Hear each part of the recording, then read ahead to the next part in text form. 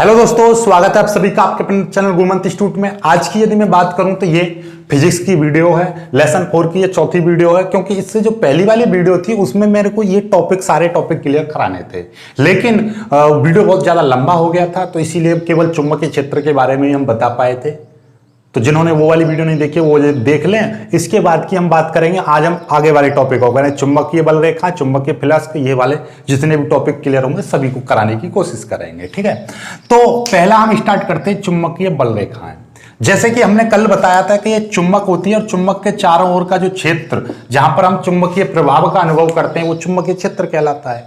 तो चुंबकीय प्रभाव यदि अनुभव करेंगे तो यानी कि हम ये इसका इतना चुंबकीय क्षेत्र है। जब इतना चुंबकीय क्षेत्र है, यहाँ पे हम क्या लेके आ रहे हैं, चुंबकीय यानी दूसरी चुंबक लेकर आए, या यहाँ पर क्या है, चुंबकीय सुई लेकर आए। जैसे ही मैं चुंबकीय सुई लेकर आऊं तो यहाँ पर एक चुंबकीय सुई घूम जाती है और घूमकर एक निश्चित दिशा में ठहरती है, जिसको बोलते हैं हम उत्तर दक्षिण दिशा।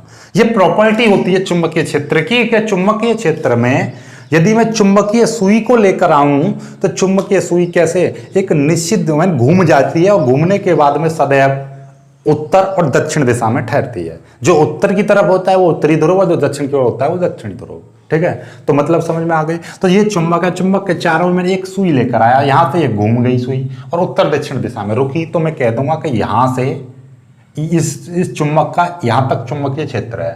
तो यानी यहां से चुंबक के कुछ ना कुछ तो यहां पर कुछ ना कुछ तो ऐसी चीज निकल रही है जो हमें दिखाई नहीं दे रही, लेकिन है जरूर। भूत मत समझ लेना कि भूत है, भूत नहीं। यहां से कुछ ना कुछ तो ऐसी चीज है जो इस चुंबकीय सुई को घुमा रही है ना। यदि मैं कहूं चुंबक के पास यहाँ पे मैं लोहे के छोटे छोटे कण रख लूं तो ये अपनी ओर आ जाते हैं, यानी कुछ ना कुछ चीज तो है जो इसको यहां से खींच कर लेके आ रहा है। यदि मैं कहूं कि मेरे पास में ये लोहे की चीज है और आपके पास में चुंबक है, आप चुंबक दिखाओ, क्या मेरे हाथ से चली जाएगी? नहीं। लेकिन यदि ये यहाँ पर है और यहाँ पर मैं चुंबक लेकर आऊं तो आपस में अट्रैक्ट कर लेगी। तो मतलब क्या है, ये चुंबक के चारों ओर कुछ ना कुछ तो ऐसी चीज होती है जो हमें दिखाई नहीं देती लेकिन पर होती है और वो इफेक्ट डालती है। तो वही तो चुंबकीय बल रेखाएं हैं, समझ रहे हो। तो अब इसकी परिभाषा कहेंगे, आप ऐसा थोड़ी ना कहते जो दिखाई ना दे रही वही चुंबकीय बल रेखाएं, तो उसके लिए परिभाषा बनानी पड़ेगी फिजिक्स में। और परिभाषा क्या है कि किसी चुंबक के चारों ओर खींची गई वे काल्पनिक रेखाएं जो चुंबकीय क्षेत्र की दिशा को बताती हैं। यानी कि मैं यहां पर चुंबकीय सुई लेकर आऊं, यहां पर रख दूं, और अब मैंने क्या बताई थी, दक्षिण से उत्तरी ध्रुव की ओर हमने रेखा खींचते हैं। दक्षिण से मान लीजिए ये है और इधर हमने एक रेखा खींच दी इस तरीके से। ठीक है, अब ये सुई यहाँ पर रखी और यहाँ पर से इस तरीके से बता रही है, फिर यहाँ पर रखी, फिर ऐसे। तो इसी तरीके से मैं खींचता चला गया, ऐसे खींचता चला गया, ऐसे रख रख के मैं खींचता चला जाऊंगा, तो ऐसे एक वक्र बनता चला जाएगा। तो यही क्या है, चुंबकीय बल रेखाएं होती हैं। क्या होती हैं? यही चुंबकीय बल रेखाएं होती हैं। यानी कि चुंबक के चारों ओर खींची गई वे काल्पनिक रेखाएं जो चुंबकीय क्षेत्र की दिशा को बताती हैं, चुंबक के क्षेत्र की दिशा को हमें ज्ञान कराती हैं। तो वही क्या कहलाती है, चुंबकीय बल रेखाएं कहलाती हैं। क्लियर होगी बात। अब ये आपसे ये भी पता चल गया कि ये कैसे हम खींचते हैं इसको, चुंबकीय सुई के आधार पर या लोहे के बुरादे के आधार पर खींचते हैं। कॉम्पिटिटिव एग्जाम का बन जाता है क्वेश्चन, एग्जामिनर पॉइंट पूछ लेता है प्रैक्टिकल के समय कि चुंबकीय बल रेखाओं को किस तरीके से हम ज्ञात करते हैं, किस तरीके से खींचते हैं। तो बोलोगे चुंबकीय सुई के आधार पर या लोहे के बुरादे के आधार पर, क्योंकि लोहे का बुरादा यदि लेके आएंगे तो किस तरीके से आकर्षित हो रहा है, कैसे कैसे होता है वो हमें पता चल जाता है। और ये चुंबकीय सुई सबसे बढ़िया होती है जब प्रैक्टिकल करते हो आप। जैसे ये चुंबक है और यहां पे मैंने चुंबकीय सुई रखी, तो जब चुंबकीय सुई की सुई मान लीजिए इस तरीके से हो रही है, ऐसे इस तरीके से, तो मैं एक रेखा यहां पे खींचता हूं, एक यहां पे।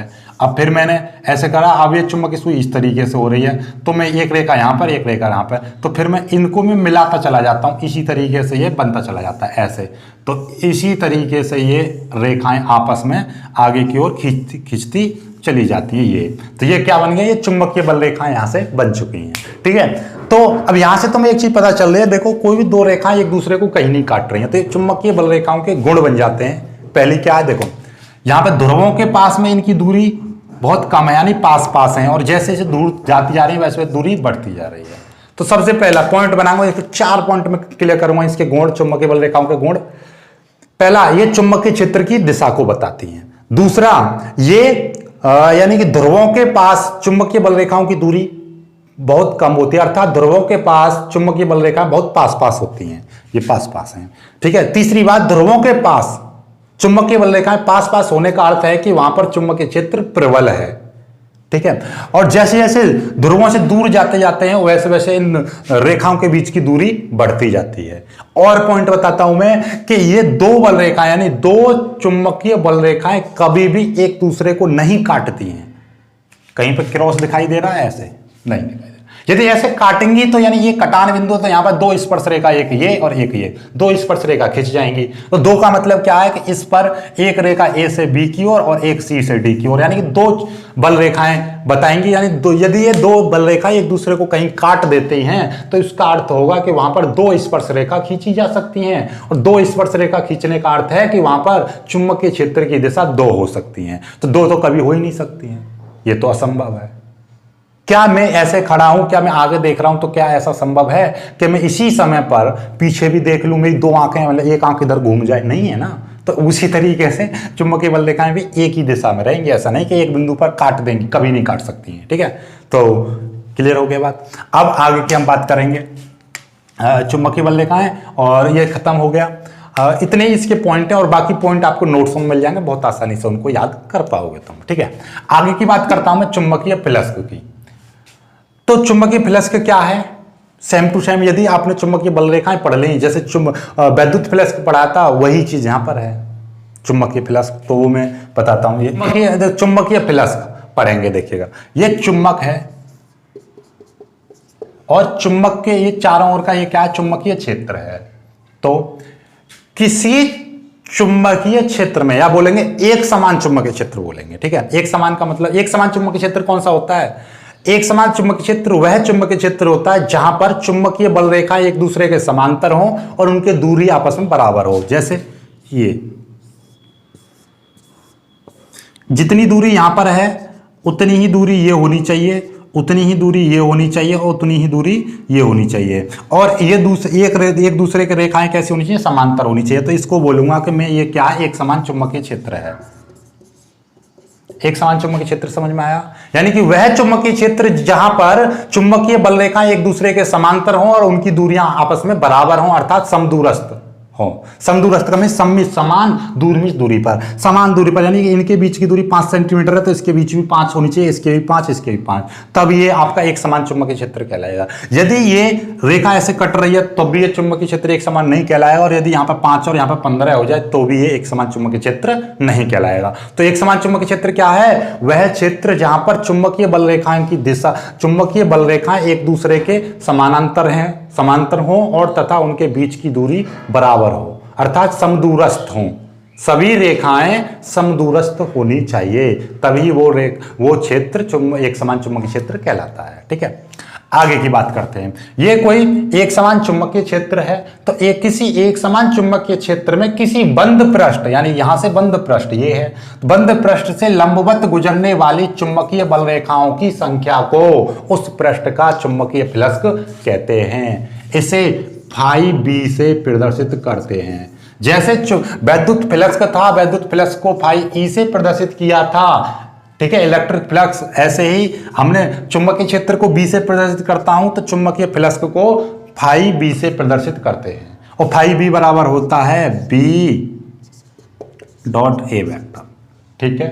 क्लियर होगी बात? या आप लिख सकते हो बी ए कॉस थीटा लिख सकते हो। यदि ये लंबवत है तो बी केवल बी ए लिख सकते हो, और यदि लंबवत नहीं है किसी कोण पर, यदि ये निकल रही है बल रेखाएं, तो बी ए कॉस थीटा लिख सकते हो। क्लियर होगी बात? तो ये समझ में आ गया।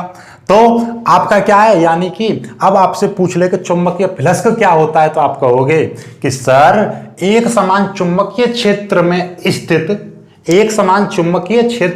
स्थित किसी भी बंद पृष्ठ से लंबवत गुजरने वाली चुंबकीय बल रेखाओं की संख्या को ही चुंबकीय फ्लक्स कहते हैं, ठीक है। ये तो परिभाषा हो गई। अब वैसे नॉर्मली मैं समझा हूं, तो जैसे कि मान लीजिए चुंबकीय क्षेत्र है और ये कोई एक इसका बंद पृष्ठ है, और इस बंद पृष्ठ से 20 बल रेखाएं निकल रही हैं। तो जो 20 बल रेखाएं निकल रही हैं, जो 20 आया है वही इसका क्या हो जाएगा? चुंबकीय फ्लक्स हो जाएगा। किसका? उस बंद पृष्ठ का, ठीक है। तो किसी भी एक समान चुंबकीय क्षेत्र में किसी भी बंद पृष्ठ से लंबवत गुजरने वाली चुंबकीय बल रेखाओं को ही उस पृष्ठ का चुंबकीय फ्लक्स कहते हैं, या उस पृष्ठ से बद्ध चुंबकीय फ्लक्स कहते हैं। इसको फाई बी से प्रदर्शित, फाई कह दीजिए, फाई बी से प्रदर्शित करते हैं, फाई बी बराबर बी ए कॉस थीटा। ठीक है, अब हम इसके मात्रक की यदि मैं बात करूं, मात्रक की, तो मात्रक देखिएगा, मात्रक की यदि हम बात करेंगे तो मात्रक क्या हो जाएगा, ध्यान से समझना। इसका मात्रक हमने क्या बताया था, बी का मात्रक क्या था, न्यूटन प्रति एम्पियर और मीटर, ये था। और इसमें आपने क्या करा, देखिएगा ये है, इसमें हमने मीटर, ये क्या है, क्षेत्रफल है, और क्षेत्रफल यानी कि मीटर स्क्वायर की मल्टीप्लाई और कर देंगे तो क्या हो जाएगा, तो इसका मात्रक बन जाएगा, एक मीटर से मीटर कट जाएगा तो न्यूटन मीटर प्रति एम्पियर, एम्पियर ये बन जाएगा। इसका बी का एक और मात्रक था, टेस्ला था, तो इसका मात्रक क्या है, मीटर की मल्टीप्लाई और हो जाएगी तो meter square, tesla into meter square बन जाएगा।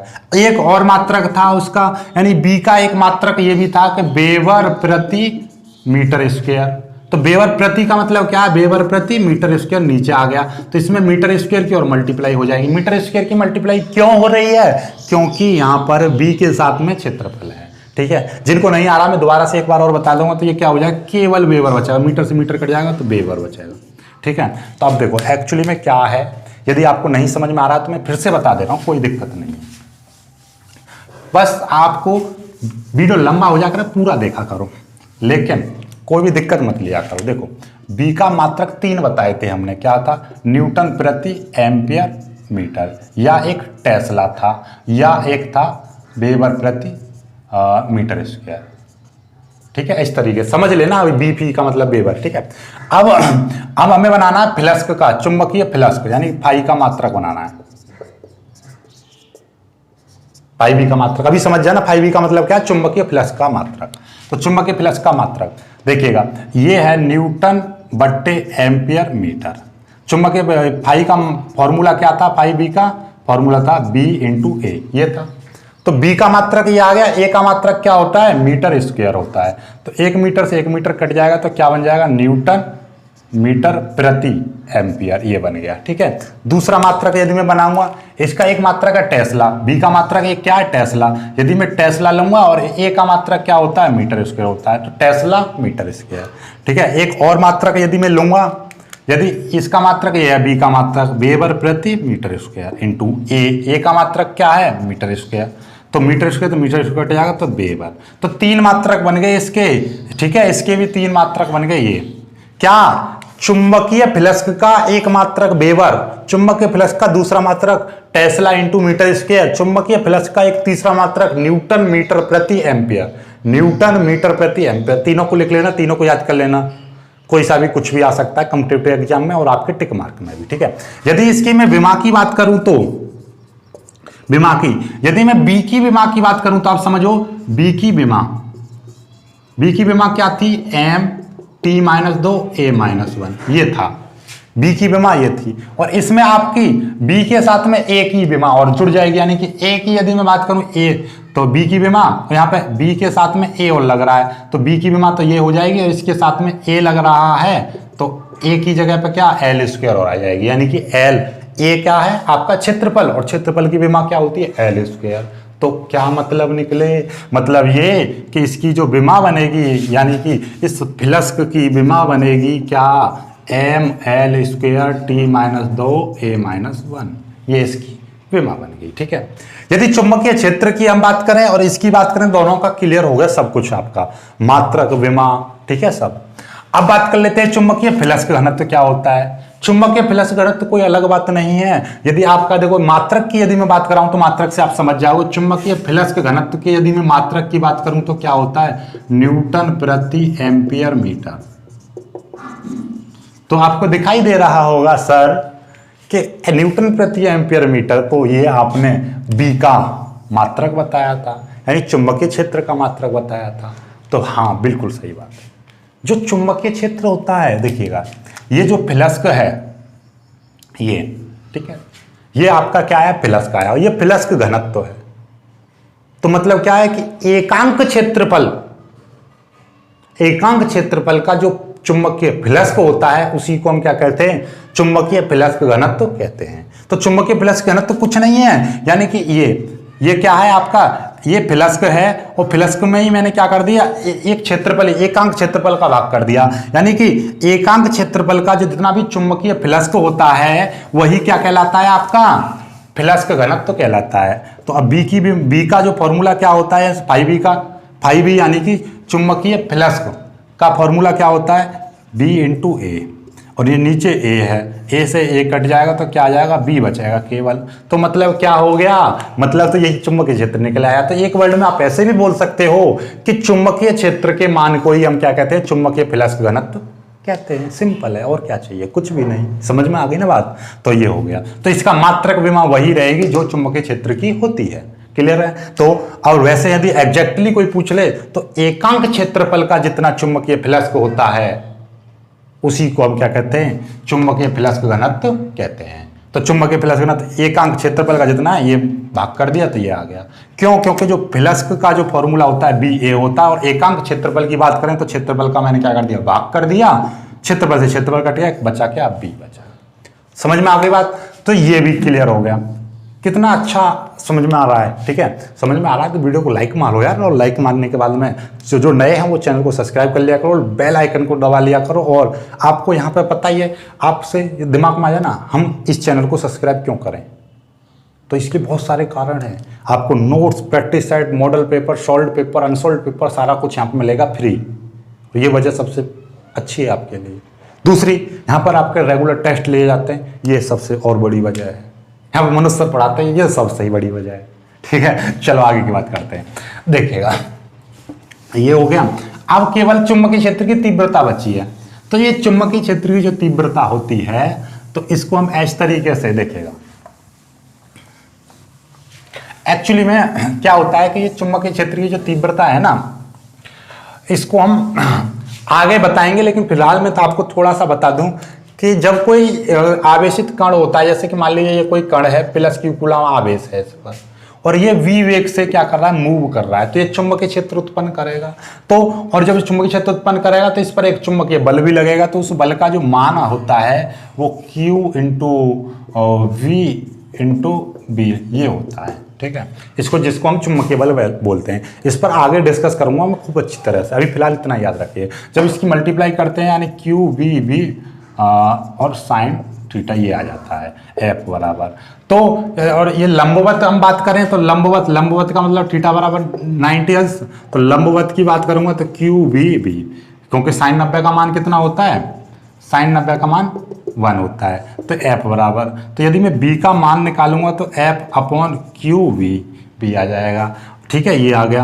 एफ का मात्रक क्या होता है, न्यूटन, और क्यू का मात्रक क्या होता है, कूलाम, और वी का मात्रक क्या होता है, मीटर प्रति सेकंड। तो देखो, जो आपका जो मात्रक होता है ना, बी का मात्रक वो यहीं से बनता है। आप कहोगे सर आपने तो बी का मात्रक ये बताया था, न्यूटन प्रति एम्पियर मीटर, ये बताया था ना मैंने, एम्पियर मीटर। तो देखो ऐसा है कि इस मीटर को आगे लेके आओ जरा, ये न्यूटन है ऐसा समझिएगा। इस कूलाम को आगे पहुंचा रहा हूं, मीटर यहाँ पे आ गया, कूलाम प्रति सेकंड यहाँ पे लिख दिया मैंने। और कूलाम प्रति सेकंड को क्या बोलते हो आप, एम्पियर कहते हो ना, कहते हैं, क्योंकि धारा बराबर क्या होता है, क्यू अपॉन टी होता है, और क्यू का मात्रक कूलाम और टी का मात्रक सेकंड। तो कूलाम प्रति सेकंड को ही हम क्या कहते हैं, धारा का मतलब एम्पियर। तो एम्पियर बराबर ही क्या होता है, कूलाम प्रति सेकंड। तो ये कूलाम प्रति सेकंड बनना है, तो न्यूटन प्रति मीटर इंटू एम्पियर, और इसको ही आप लिख सकते हो न्यूटन प्रति एम्पियर मीटर। ठीक है, ये तो ये इस पर सारा डिस्कस मैं अगली वाली वीडियो में करूंगा। फिलहाल ये वीडियो बहुत लंबा हो रहा है, तो इसको यहीं पर समाप्त कर रहा हूं। तो इसकी बाद जाते जाते इसकी परिभाषा बना दे रहे हैं। तो यदि मैं इसका मान कितना ले लूं, 1 न्यूटन ले लूं, क्या ले लूं, 1 न्यूटन। बल का मान में 1 न्यूटन ले रहा हूं, क्यू का मान में कितना ले रहा हूं, 1 कूलाम ले रहा हूं, और वी का मान में क्या ले रहा हूं, 1 मीटर प्रति सेकंड ले रहा हूं। जब मैं 1 कूलाम 1 मीटर 1 लूंगा तो बी का मान कितना आ जाएगा, 1 न्यूटन प्रति एम्पियर मीटर, ये आ जाएगा। ठीक है, तो परिभाषा क्या बनेगी, अब इसकी मैं परिभाषा बना दूं जाते जाते, तो क्या हो जाएगी, जब कोई 1 कूलाम आवेश का कोई आवेशित कण किसी चुंबकीय क्षेत्र के लंबवत, यानी कि 90 अंश बनाते हुए, किसी चुंबकीय क्षेत्र के लंबवत 1 मीटर प्रति सेकंड के वेग से गति करे और उस पर 1 न्यूटन का बल कार्य करे, तो उस चुंबकीय क्षेत्र का मान 1 न्यूटन प्रति एम्पियर मीटर या 1 टेस्ला होता है। इसी को हम क्या कहते हैं, चुंबकीय क्षेत्र की तीव्रता कहते हैं, या उस क्षेत्र की तीव्रता या उस चुंबकीय क्षेत्र की तीव्रता का मान 1 न्यूटन प्रति एम्पियर मीटर होता है। इस तरीके से परिभाषा दी जाती है। ठीक है, तो एक बार और मैं बता दूं कि 1 कूलाम का आवेश किसी चुंबकीय क्षेत्र के लंबवत 1 मीटर प्रति सेकंड के वेग से गति करे और उस पर 1 न्यूटन का बल कार्य करता है, तो उस चुंबकीय क्षेत्र की तीव्रता का मान 1 न्यूटन प्रति एम्पियर मीटर होता है। 1 न्यूटन प्रति एम्पियर मीटर होता है। क्लियर होगी बात? एक बार और मेरे साथ बोलिएगा कि 1 कूलाम का कोई आवेश किसी चुंबकीय क्षेत्र के लंबवत 1 मीटर प्रति सेकंड के वेग से गति करता है तथा उस पर 1 न्यूटन का बल कार्य करे, तो उस चुंबकीय क्षेत्र की तीव्रता का मान 1 न्यूटन प्रति एम्पियर मीटर या 1 टेस्ला होता है। क्लियर हो गई बात? तो अब आपसे कोई चलते फिरते पूछ ले भाई एक चुंबकीय क्षेत्र की तीव्रता को समझा, तो आप कहोगे सर कोई आवेशित कण है जिस पर 1 कूलाम आवेश है और वह 1 कूलाम आवेश किसी चुंबकीय क्षेत्र के लंबवत 1 मीटर प्रति सेकंड के वेग से गति करे और उस पर 1 न्यूटन का बल कार्य करे उस चुंबकीय क्षेत्र में, उस चुंबकीय क्षेत्र में उस पर 1 न्यूटन का बल कार्य करे, तो उस क्षेत्र की तीव्रता 1 न्यूटन प्रति एम्पियर मीटर होगी। इसी को हम क्या कहते हैं, मतलब ओवरऑल बात ये है कि जो चुंबकीय क्षेत्र होता है ना, ये चुंबकीय क्षेत्र, इसके आंकिक मान को ही हम क्या कहते हैं, चुंबकीय क्षेत्र की तीव्रता कहते हैं। यानी इस चुंबकीय क्षेत्र की जो माप होती है, चुंबकीय क्षेत्र का जो परिमाण होता है, उसी को चुंबकीय क्षेत्र की तीव्रता कहते हैं। बस सिंपली इतना याद रखिएगा क्या, कि चुंबकीय क्षेत्र के माप, चुंबकीय क्षेत्र की जो माप निकल के आती है उसी को चुंबकीय क्षेत्र की तीव्रता कहते हैं। आई होप कि ये क्लियर हो गया होगा। तो वीडियो को लाइक करना, अपने दोस्तों तक शेयर करना और नए लोग चैनल को सब्सक्राइब करके उसकी बेल आइकन को भी दबा देना और हमारे जितने व्हाट्सएप ग्रुप है उनको ज्वाइन कर लेना और नोट्स आपको मिल ही गए होंगे। ठीक है, नहीं मिले तो आप डाउनलोड कर लेना। ठीक है, जय हिंद।